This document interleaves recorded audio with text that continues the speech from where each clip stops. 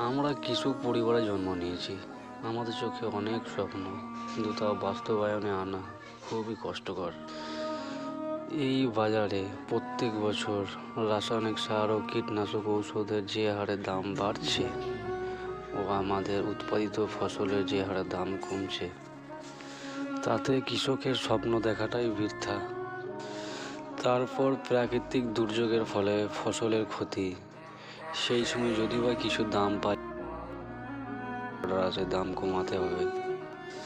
আমরা সারা বছর কঠোর পরিশ্রম করে ফসল ফলাই, আর সে ফসলের লেবেল লাগায় অন্য কেউ, ব্যবসায়ীরা।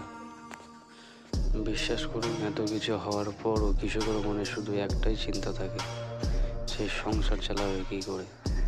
সে মাঠে নির্জন একা বসে শুধু এইটুকুই ভাবে, চোখের জল ফেলে নীরবে শুধু ভাবে, আমার ছেলের ভবিষ্যৎ, আমার সংসারে কী হবে।